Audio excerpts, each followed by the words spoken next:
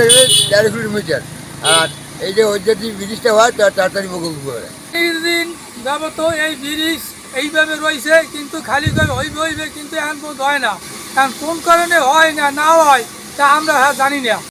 2018 সালে একই সাথে দুটি ব্রিজের কাজ শুরু করেছিল বাংলাদেশ সরকারের সড়ক ও সেতু বিভাগ। ইতিমধ্যেই গোমা সেতু সেটির আনুষ্ঠানিক উদ্বোধন ও যানবাহন চলাচল শুরু হয়েছে, কিন্তু অযত্ন অবহেলায় পড়ে রয়েছে নেহালগঞ্জ সেতু। এই সেতুর ভবিষ্যৎ কি তা এখনও অজানা, যদিও সড়ক বিভাগ জানাচ্ছেন আগামী ডিসেম্বরের মধ্যেই কাজ শেষ করবেন তারা। বরিশাল সদর উপজেলার টুঙ্গিবাড়িয়া ইউনিয়নের পতাং ফেরিঘাট বা আড়িয়াল খাঁ নদীর উপরে নির্মিত হতে যাচ্ছে এই নেহালগঞ্জ সেতুটি।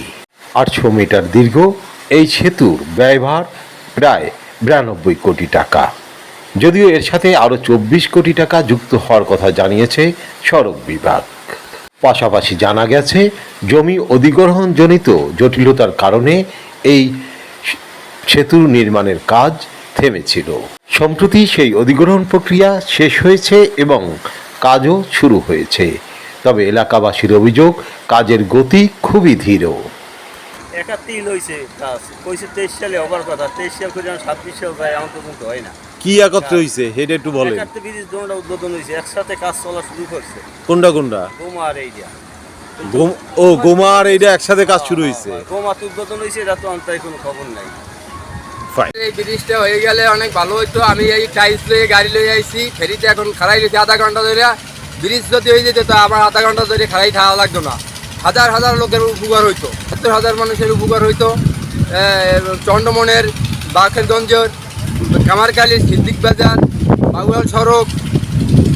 এখন আমরা এই গাড়ি লইয়া টাইলস লয়ে আইছি, ওই ফেরিতে আমাদের গাড়ি এখন আধা ঘন্টা ধরে খাড়াই রয়েছে। এরকম অভিযোগ এই এলাকার আরও অনেকেরই। এই ব্রিজটি তো অনেকদিন পর্যন্ত কাজ বন্ধ ছিল এই জমি অধিগ্রহণ ব্যাপার নিয়ে। এখন জমি অধিগ্রহণের ব্যাপারটা ফয়সালা হয়েছে, তবে এখন কাজ আবার শুরু হয়েছে। তবে গোমারটা অনেক চালু হয়ে গেছে, আমরা এখনও চালু হয় নাই, আমরা অপেক্ষায় আছি কখন চালু হয়।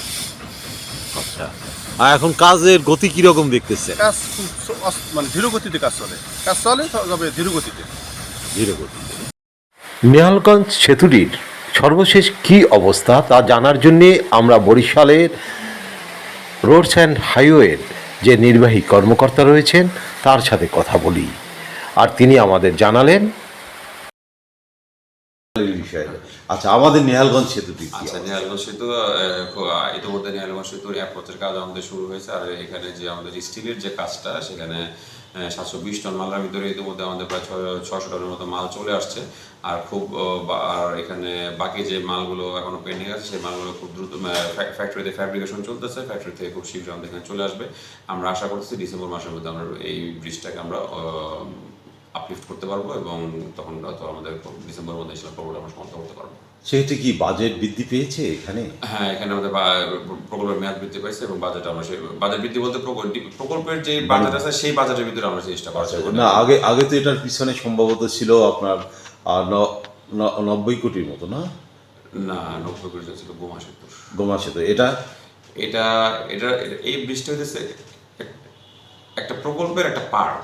এই প্রকল্পটার মূল হচ্ছে প্রায় 300 কোটির মতো, কিন্তু এই ব্রিজের অংশটা বলছেন 24 কোটি টাকা। এই কাজটা বাকি আছে। আচ্ছা, এখন বাকি আছে আমাদের 24 কোটি টাকা বাকি আছে। জি, আচ্ছা।